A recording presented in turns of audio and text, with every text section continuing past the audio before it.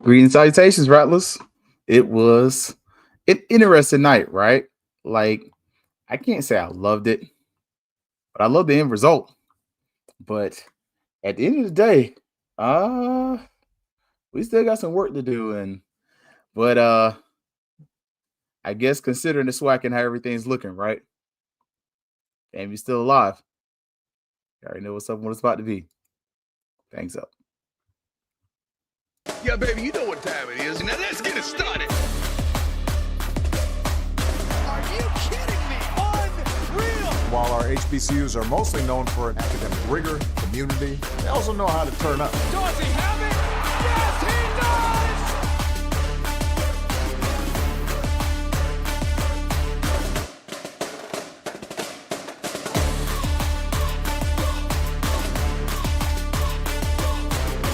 And that might be the knockout punch.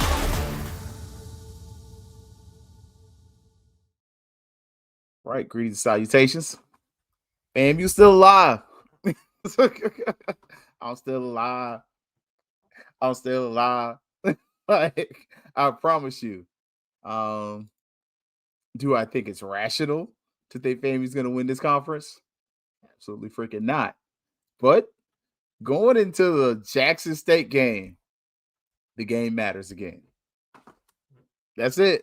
Like, what's up, little baby? What's up, Marvin? It was great to get a win. It was good to get a win. I agree. I think it was great. And look, DQ, we still in there. That's all that matters, right?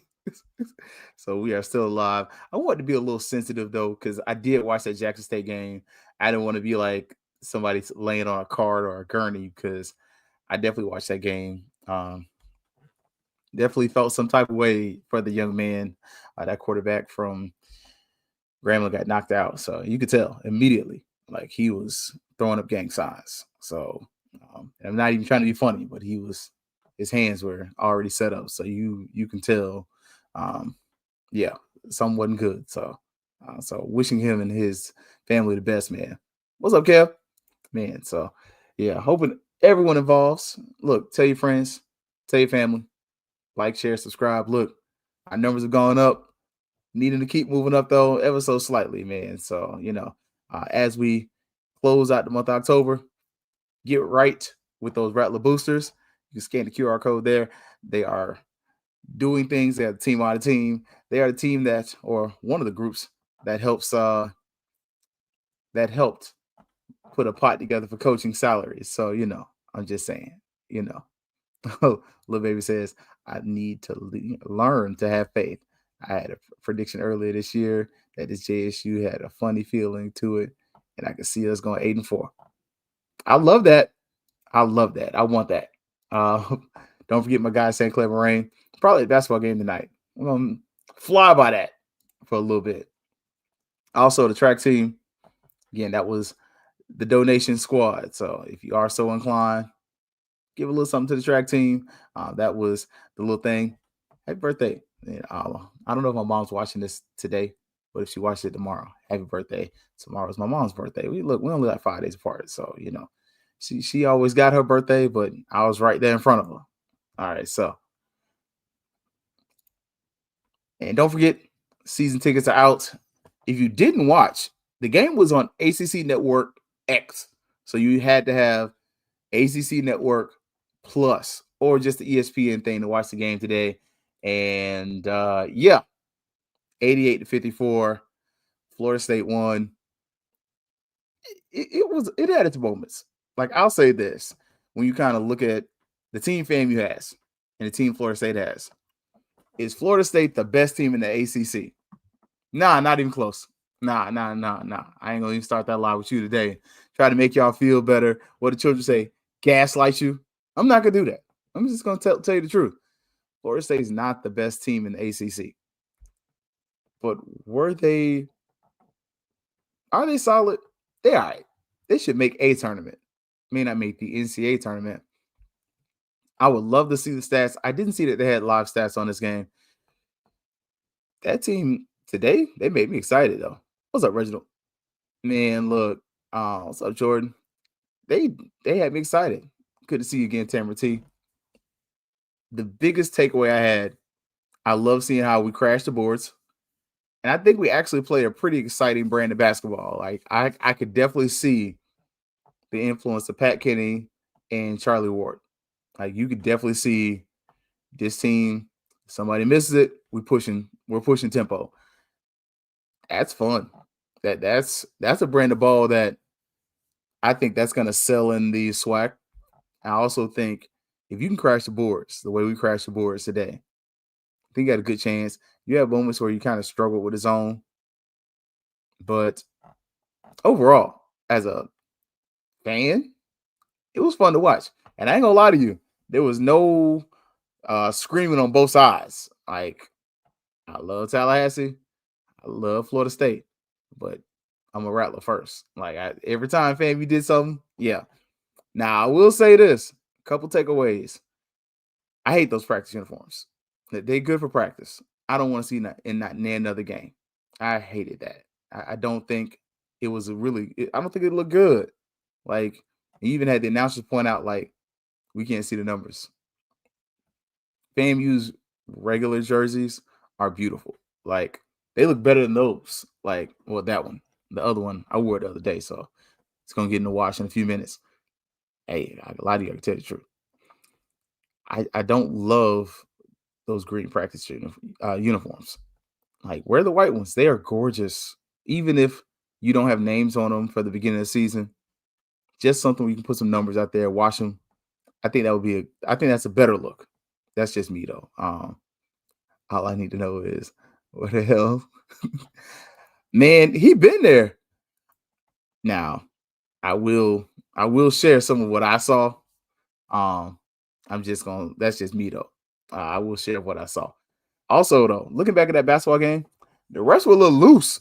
Like they kind of let them boys play a little bit. That's just me though. Like I thought they really let them guys play maybe a little too much. Like I could see that game getting out of hand. So definitely a game that I was cool with. Strong on the boards. I like our rebounding from what I saw. Even when we were like outmatched, we were out hustling them. Like Luke Louts, FAMU should have taken the lead 3 or 4 times this game.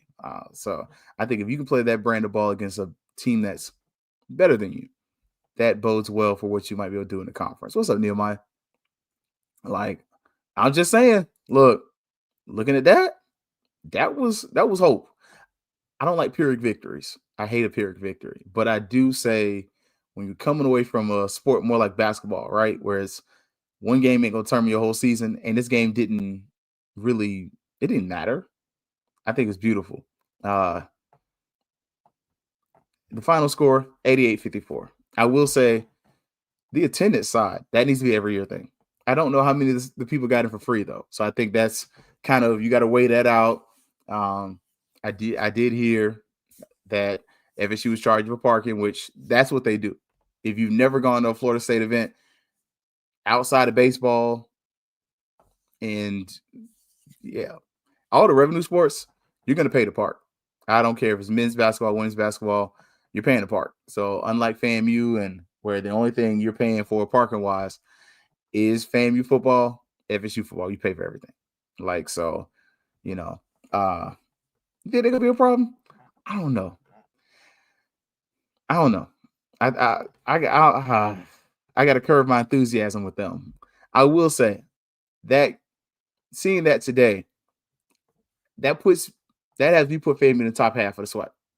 Before I was like maybe the 7 or the 8.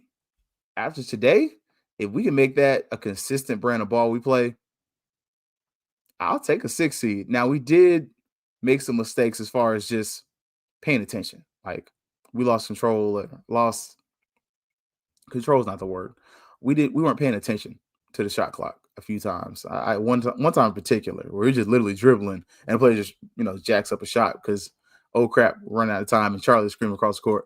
Now, the most unpredictable thing was Charlie got a tech, which even the announcer's like, Charlie Ward got a tech? He's like, that don't even sound right. But it was really cool. I did see the pictures of him up there on the court. Michael Smith, President Johnson was there too. And, you got to see his his jersey hung up there next to the winningest coach in FSU history. I ain't gonna say nothing, but I'm gonna leave it there. But yeah, him and Coach Ham up there in the rafters together. That's pretty cool, man. So, um, and look, little baby, I agree with that. Like, if you had 1-2 jokers who could really dunk, like that's a brand of ball that we will go see. I will tell y'all the secret about FAMU fans. We're fickle. I make that plain. But when it comes to basketball, we like winning, and we black people, we like dunks. Like a three is nice. You'll get the kind of younger generation made a little blur noise and all that other stuff. But man, give us somebody that come in there with some just and dunking on people. Oh yeah. Joker's gonna show up the game just see folks get dunked on.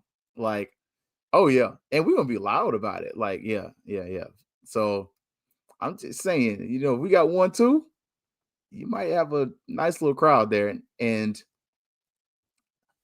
I like that the announcers, they were fair, but they mentioned, this could be something that's every year because that was probably one of FSU's better attended exhibition games. Like I've seen FSU exhibition games where if they got 1,000 people and they did well, there were people in the upper decks of the Tucker Center. Like, just saying. Like, and when it's a game like this, I think it bodes well because what it does is, one, it helps kind of build the relationship between two institutions, right?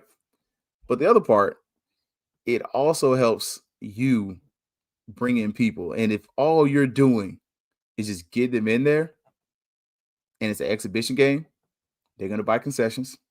They're going to pay for parking.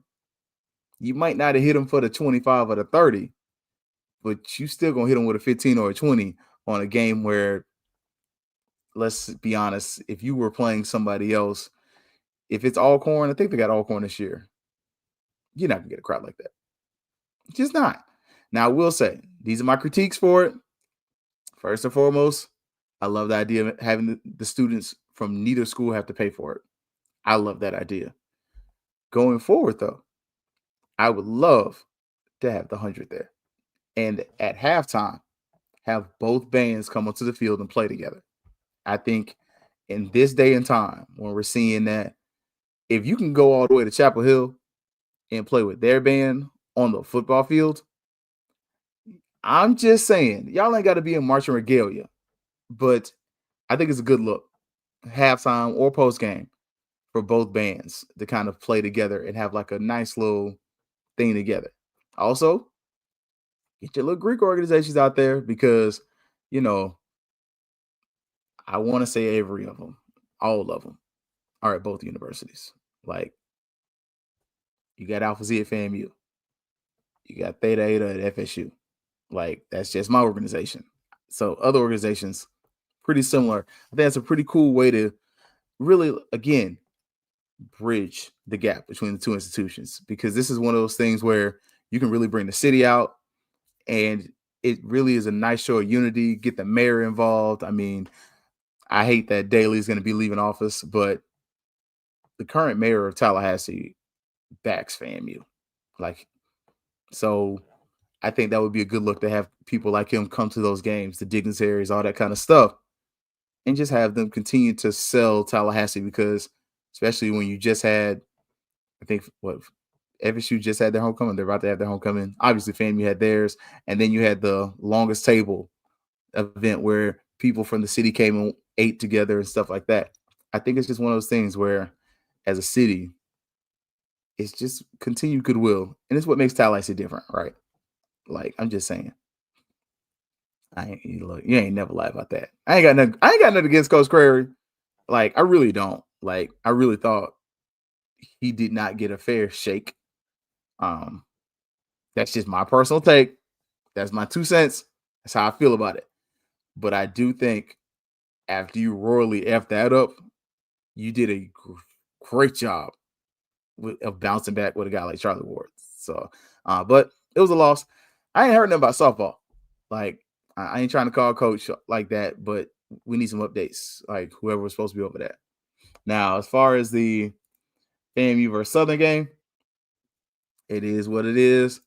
But before we do that, don't forget, if you come into the Florida Classic, you got about a month. Get your golfing crew together.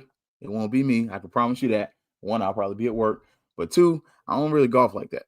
So I don't like chasing golf balls. So yeah.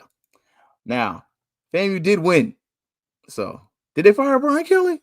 I don't even know, man. Look, I was watching Brian Fulford and AD Drew literally to the start of the show. But 43-35 is a FAMU win. It's a win. Like, I'm not going to be overly mad. Oh, wow. That's not a shock, though. Like, they got B2A by Texas A&M last night, and he already didn't fit the culture. Like, one of the things when hiring coaches, it matters that you hire people that are qualified and that fit your culture. He didn't fit the culture, and they didn't like him, like, honestly. So, I clicked something, and everything went away. There we go. Like, literally, I once had sight, and now everything was gone. So I was seriously looking like, man, what the heck is going on? So let's see. Now we're gonna test something out today. How it works. We're gonna get it ready for tomorrow. So I already see some stuff. I like that though.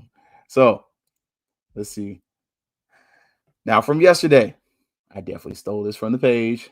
We're gonna use this tomorrow. But let's see.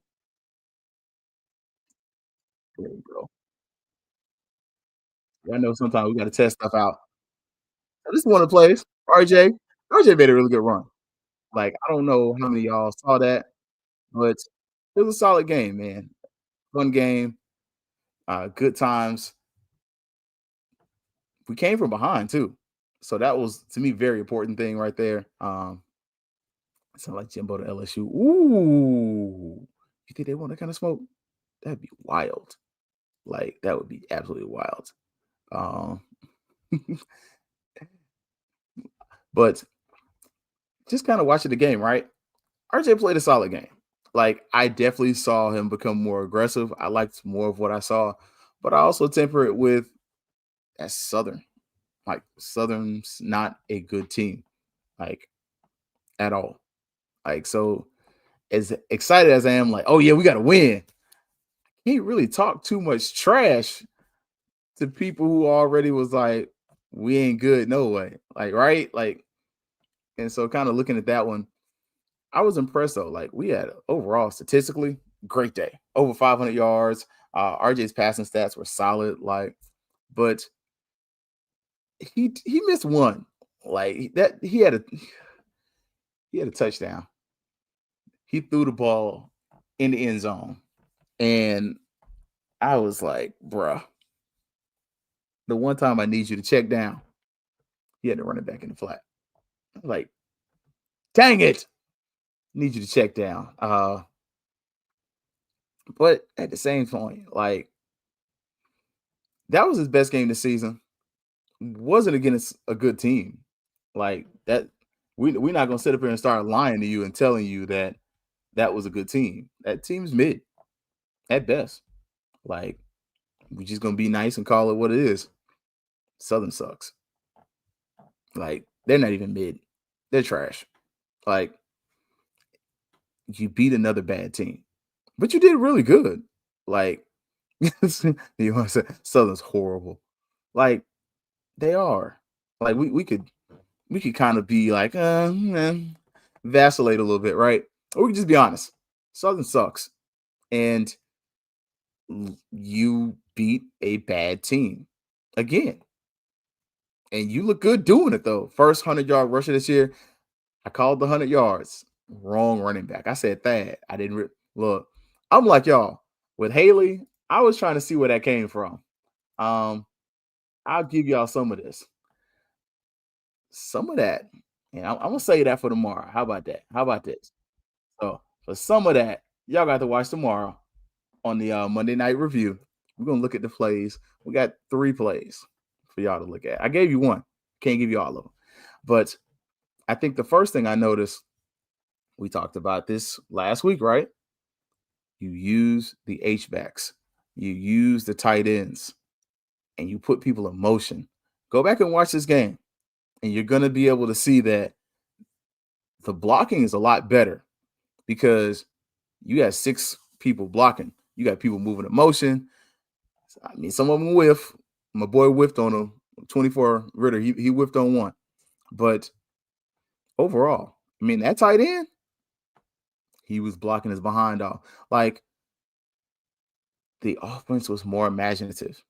Like, that was my biggest takeaway from this game. When you're just looking, it kept them honest. A lot of the stuff that we said here on the show, like, hey, use the H-back or the running back or the tight end, chip block, then throw to them when they're open. That's what stuff that we saw more of. You play to the strengths of your quarterback. RJ, he tends to check down more often. He will push it downfield when he gets comfortable, but he still be locked in. Like, he be locked in on his guy. But, hey, he did a much better job. His legs, Kelvin Rozier, he said that on the show on Monday. That could be something that could be huge, and it was. Like, RJ's legs were a game changer. Like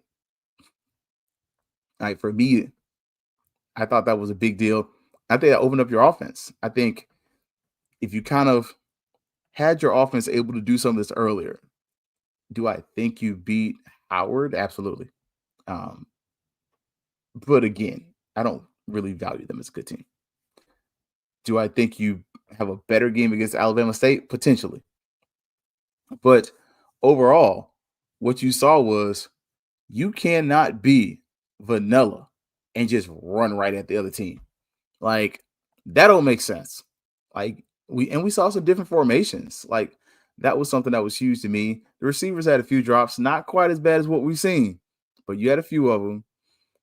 Again, the tight ends, H-backs, that was my favorite position outside of like the running back position, right? Because I saw growth. And this was my concern at the beginning of the season. It's like, man, this offense has been stagnant for 4 weeks. Why haven't we grown? Even with a bye week, why didn't we show any growth? And it was just us line up in 4 guys with 5 receivers and, messing that up. My Bucks tried. Lies. My Bucks tried it today.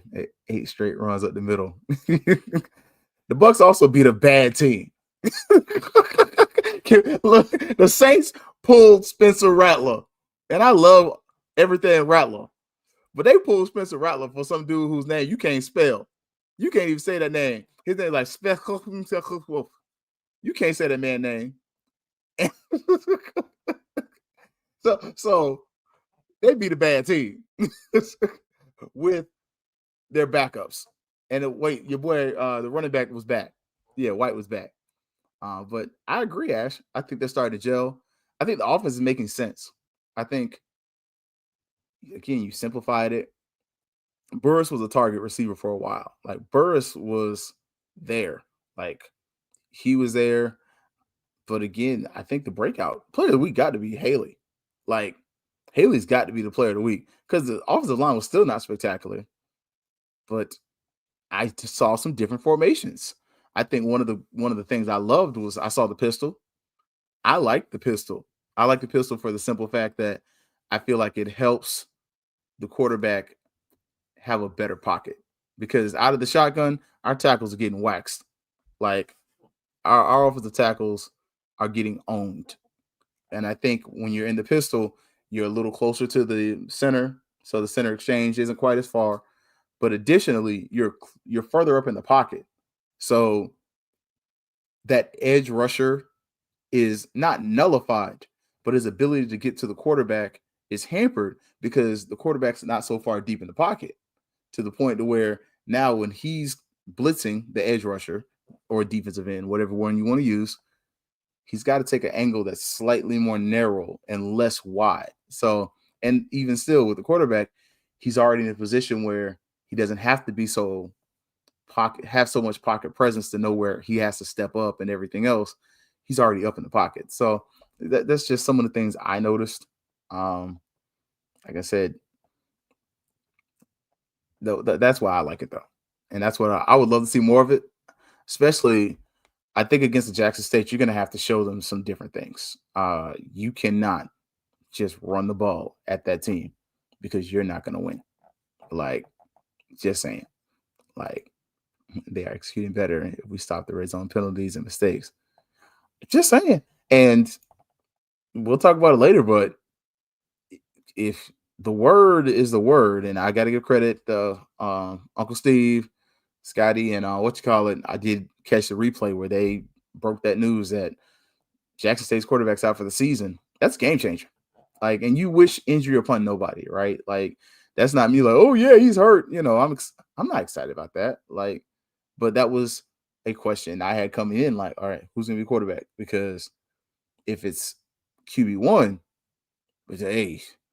But if it's QB2, I got questions. And so knowing that coming in, you got a little hope in a game that matters. Like, let's be honest, 2 weeks ago, 3 weeks ago, it looked like this game wasn't going to matter.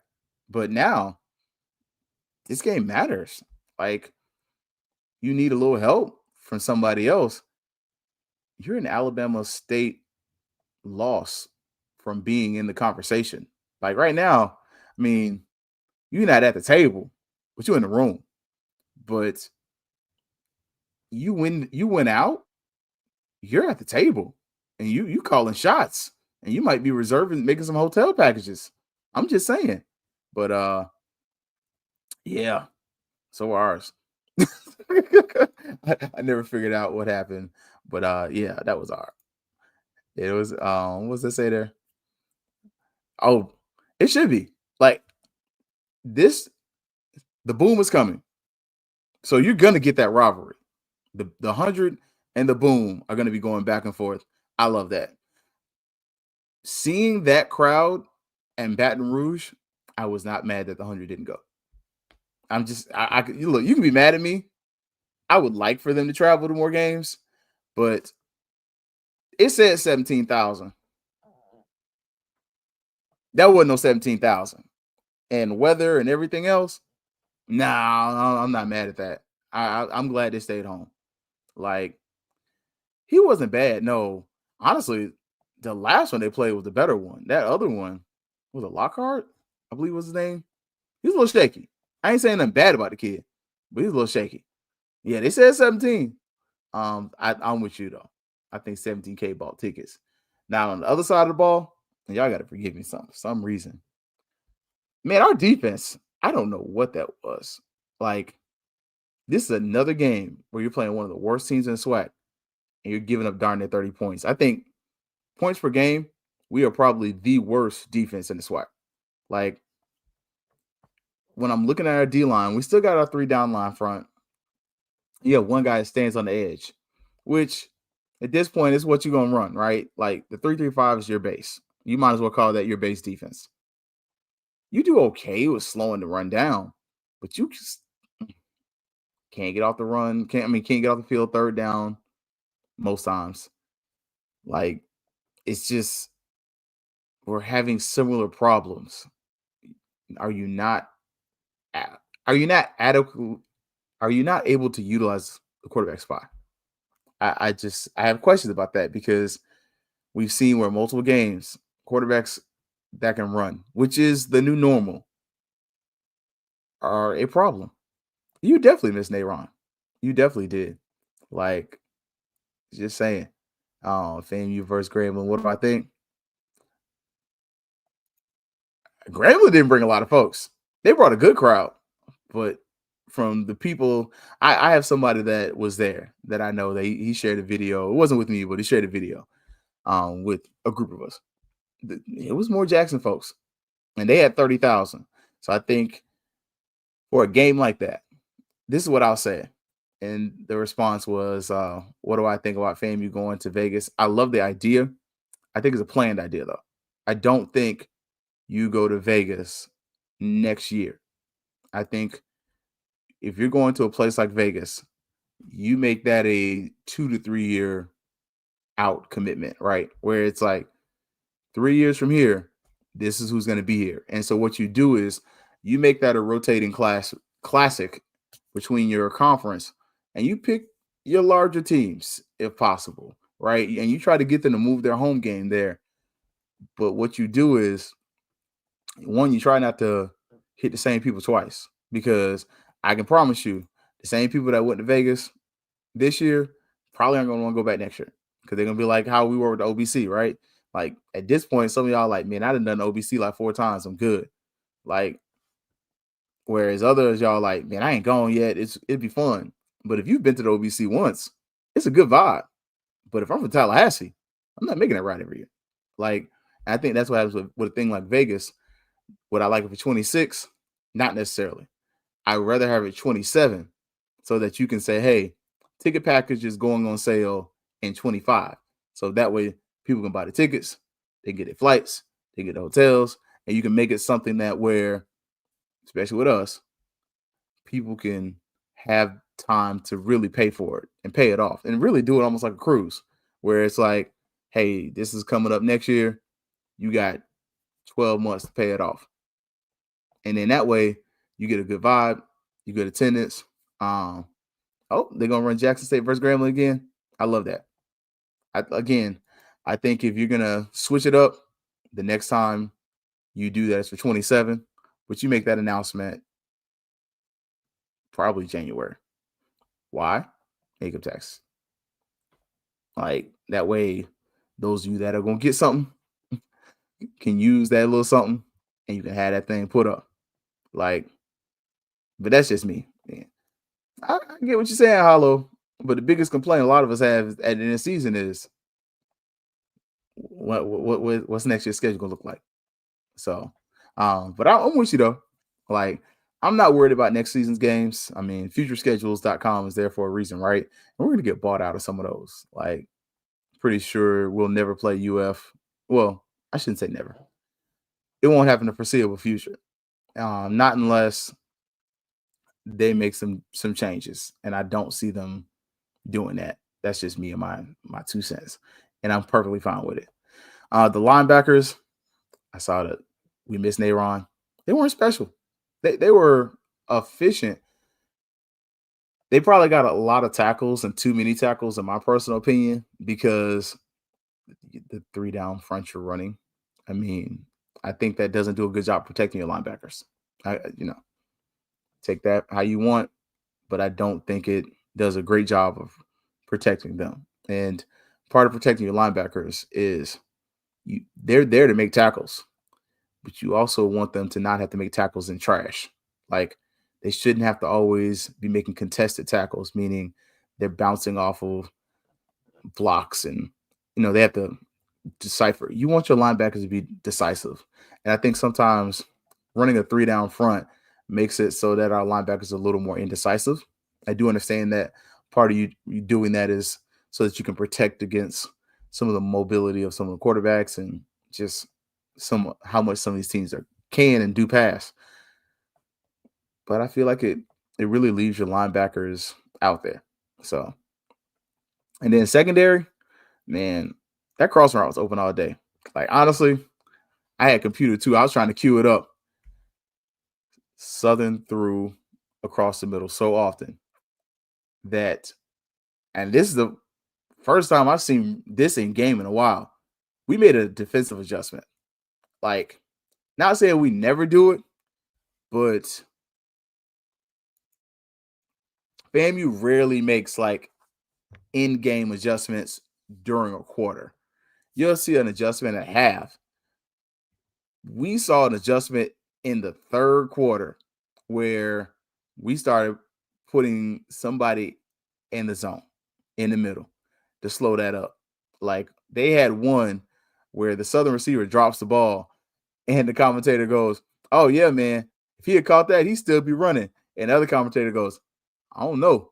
He might have heard the footsteps because he had somebody else about to wear him out. I'm like, yeah. So I think that's something that when you're looking at what Jackson State has going on, that's a concern, because you got a young quarterback. Can he get rid of the ball? You're going to find ways to make him comfortable. They're going to try to lean on that run game. So this is going to be the week where you're definitely like asking the question of, Do you want to have 3 down linemen? Do you want to try to run 4? I mean, you're base 3-3-5 at this point. Like, you're not a 4-2-5 defense. And if so, it is, kind of what it is. But you did see a couple pass rushes where that outside end linebacker guy got some good pressure on the quarterback. But just saying, like, it says, nah, SU had a short pass to the left and the entire first and second level went right. We had no safety. No. So when you're looking at our defense, we run a one safety. We run a one high safety. So yeah, I don't know why that is. I definitely asked the question last week. I kind of want to ask the question post game. I might, but I noticed we do a lot of the one high safety, which I don't love it. I feel like it leaves it such that you have one person that has to cover too much of the field versus maybe having the extra safety. And I don't necessarily know if you're benefiting by having that extra guy so close to the line, because I don't really see where he's either spying or is he just in coverage playing man to man. So, and even if still, you're running drop 8 a lot. Like, we're still not generating a lot of pressure. We have very few exotic looks on defense. Like, it's not as vanilla as it was, but it's still pretty much I'm depending on this defensive line to get penetration defense. And that ain't worked. Because as you say, they're not getting there. They're not getting home. You definitely miss having the presence of a Westmoreland, right?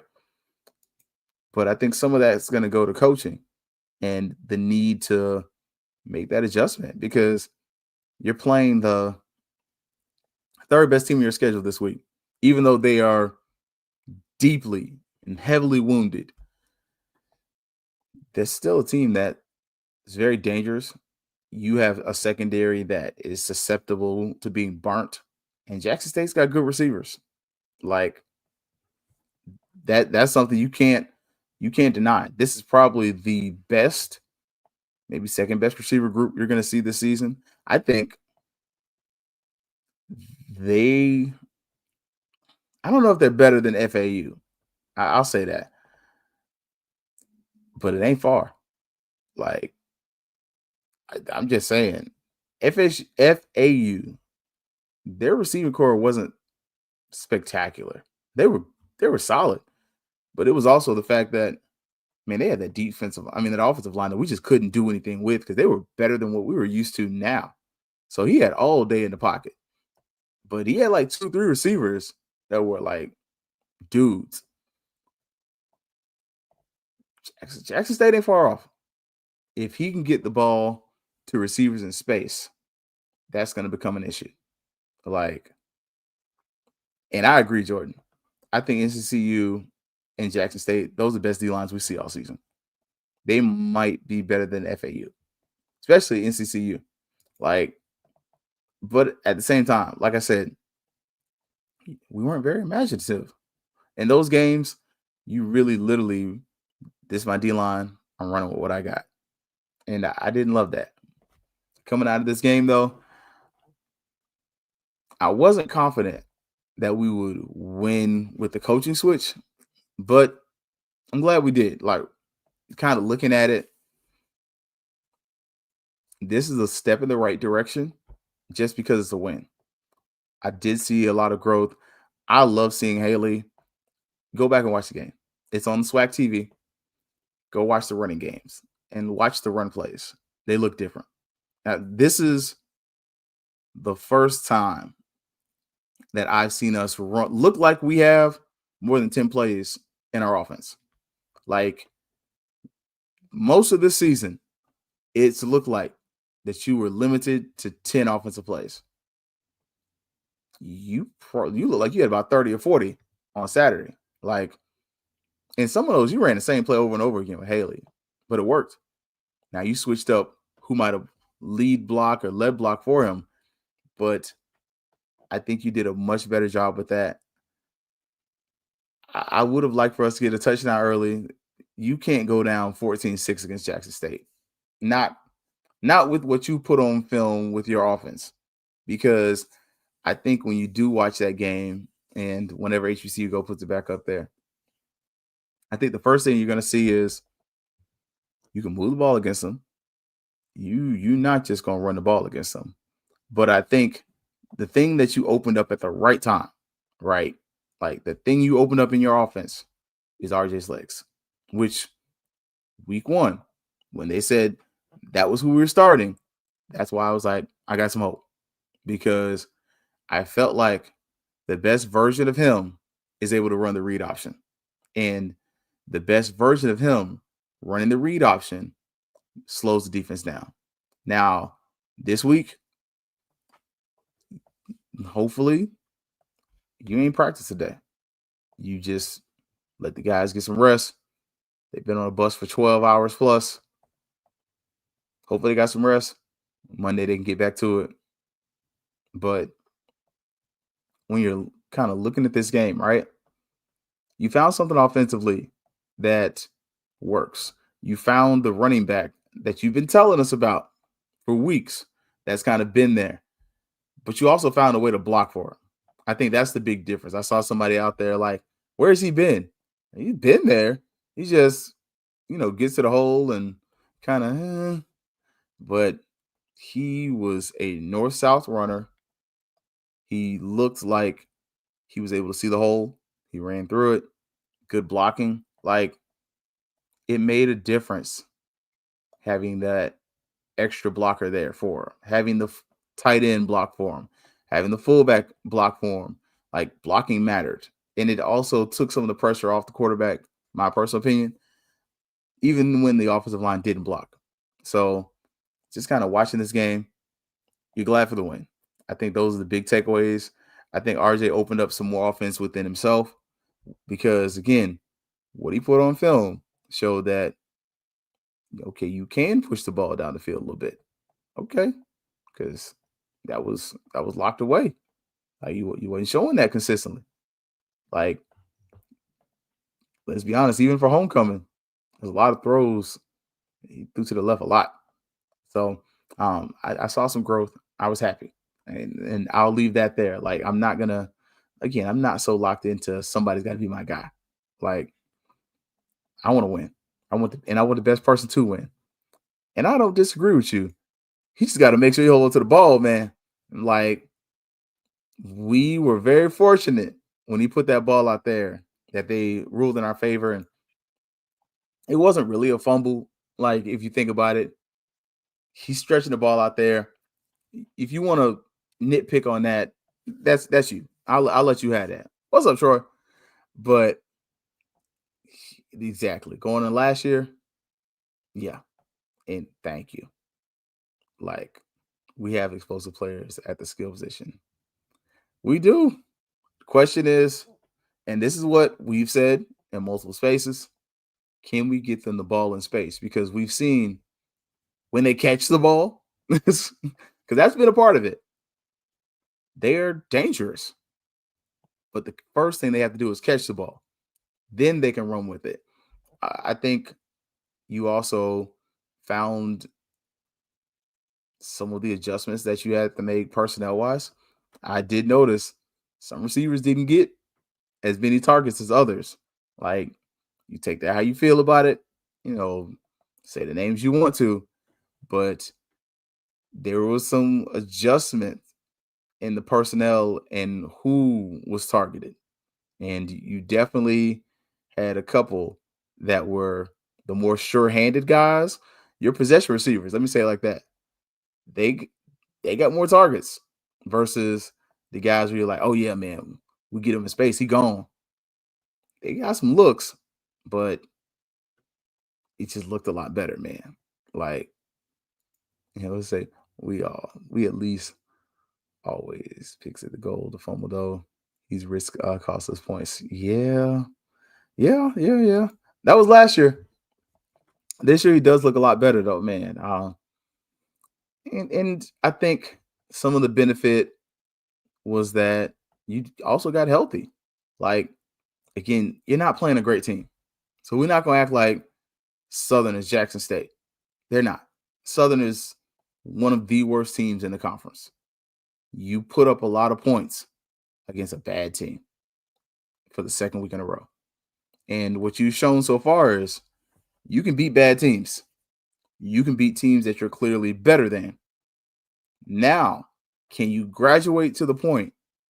And what you're trying to get with Jackson State is where you can beat a team that's better than you. And then for the rest of the season, can you beat the teams that you're comparable with? Because I think the game against Jackson State is really going to depend on time possession. I think they're going to try to slow the game down. But I also think it's going to depend on if you can score. Like, what's good? We here, man. And can Goldie put stop the fights? Man, look, because Goldie is like amazing. Like when Goldie gets the ball, something special can happen. Like what I want to see against Jackson State is something different. Yeah. I want to see. I won't say different. I think we saw some different. Because when I just went back and rewatched, it wasn't the same plays. Like it wasn't that same halfback dive from the shotgun. It wasn't the same halfback draw from the shotgun. It was, okay, Dad Franklin's a bruising back. Let's put him in this position. Haley's the speed back. Let's put him in there. Oh, defensively, man, I gave up on that. Like that's beating a dead horse at this point. Like you see what worked, you see what ain't working, and we are fully committed to that 3-3-5 being a base. I don't understand it. Like what the old folks say, never argue with. Like I think in this situation, we know it's not going to work, and at times, statistically, the thing about when we're running that defense, it stops one thing, but allows the other. And you're never going to, take away everything from good teams. But I think at times you're asking three guys to carry so much weight, especially in stopping the run game, that I don't know if it's beneficial to them, but I also wonder how much that is a depth issue. Like, you definitely built this deck of cards thinking you was going to have a big joker, and that joker ain't there. Like, so, how much is of running this 3-3-5 is due to being stubborn, and how much of it is due to personnel and depending on some personnel to be there. So, but yeah, it did. But we also ran 4-2-5 on the Smitty. Like, Smitty was dependent on that front four.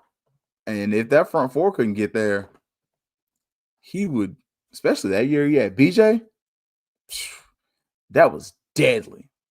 Like, that 4-2-5, when he had BJ, was deadly because you had a cornerback in BJ who could get home from the cornerback spot. Like, he could blitz that corner, and that guy could get there. You had a Marquise Bell in the backfield who was a ball hawk. Like, you had Isaiah Major. Like, he had a good team.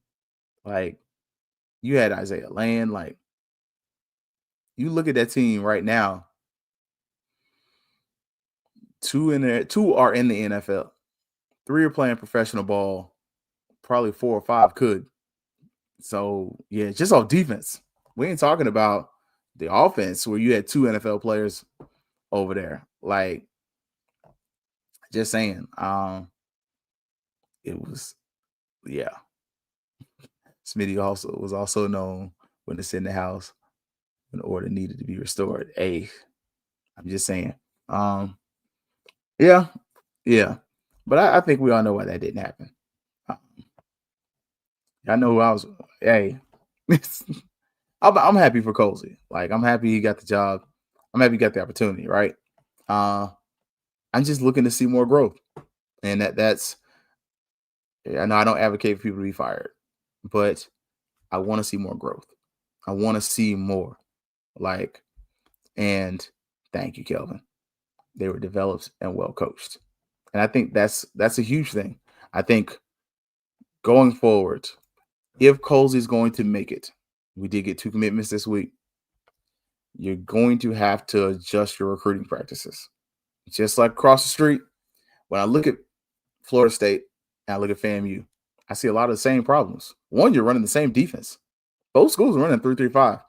Like, I don't know what powwow y'all had to sit up there and say that this is going to be our defense regardless, but those are 2 of the worst defenses in college football. Flat out. Like, both of them suck.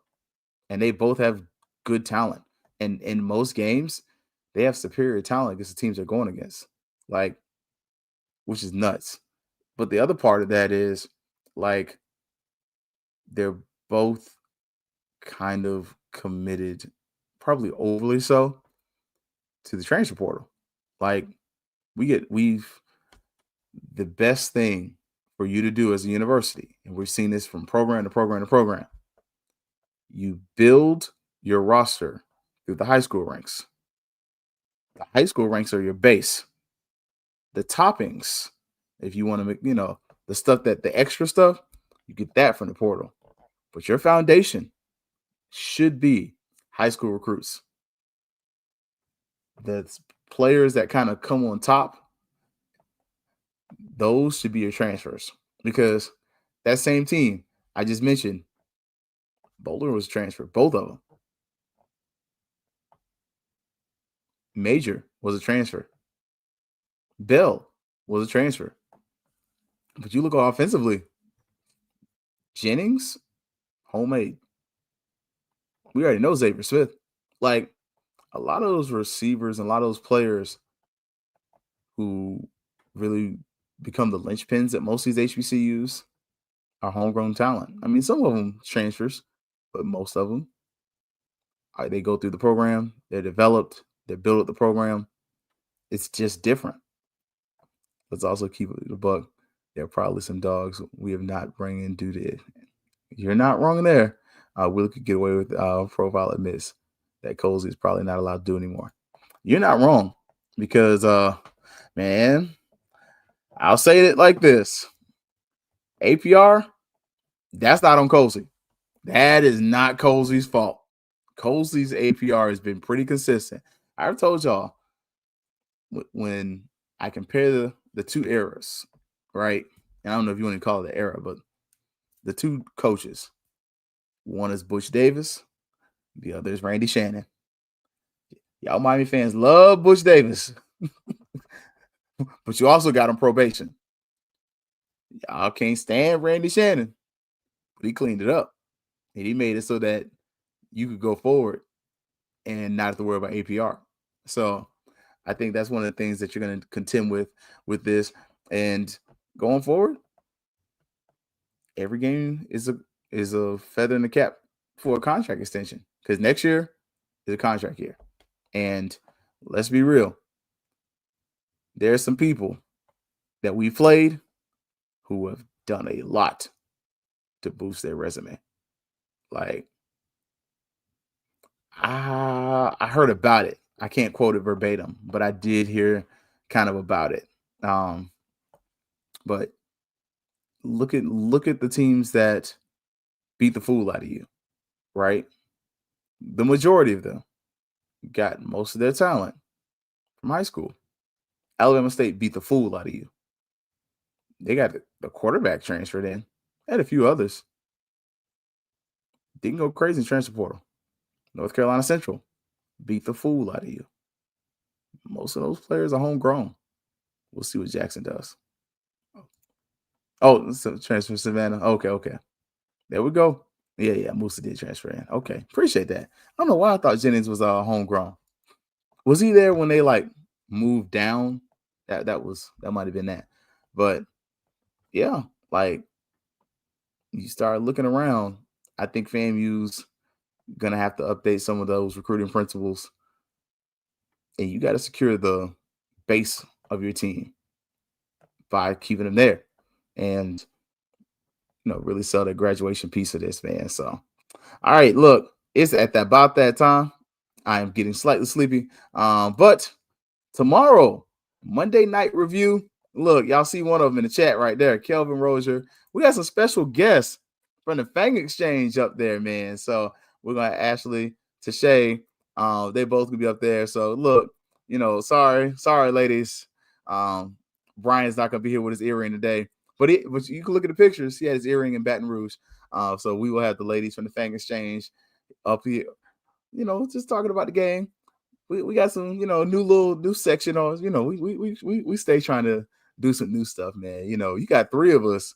It ain't like when you're running a show by yourself. You're like, oh, you look at all these screens. So we are going to have a good time tomorrow, but not for a long time. So 7 to 8 tomorrow. Catch us. We will be here on the network. I'll update the I just realized the times are wrong on the script. So I'll update the script, and so that way everybody's good to go. But 7 o'clock Eastern Standard Time tomorrow. Catch us. We're going to be here on we're on the Fangs Up YouTube page. I almost said HBCU Digitals, as well as on all the BCSN pages as well, and the ONG Strike Zone page. So get ready, enjoy. We got some fun, man. Look, Mike Road Dogg says here waiting aboard a flight from NOLA. A lot of JSU fans returning home, kind of dejected. I would be too. That is a tough loss, but it looked like a fun event. Looked like a good time. And look, Mike Road Dogg, look, the Bucks went out there and got a dub. The Rattlers got a dub. Mike was just looking out. So, we appreciate it, Mike. And look, yeah, they barn wasn't at Fields, but we all know why, man. All right, y'all. For everybody, HBCU Digital Network, you already know what's up. What it's always gonna be, and we'll catch y'all tomorrow, right here, 7 o'clock. Also on the BCSN as well as the ONG Strike Zone pages. All right, y'all. We'll catch y'all later. Y'all be good. Stay out of trouble. And see y'all Thursday right here, and then Saturday too. So Monday, Thursday, Saturday we'll have a post game. Sunday we'll be there. If you see me in the stadium, say what's up. All right, y'all. Thanks. Yeah, baby, you know what time it is. Now let's get it started. Are you kidding me? Unreal. While our HBCUs are mostly known for academic rigor, community, they also know how to turn up. Dorsey, how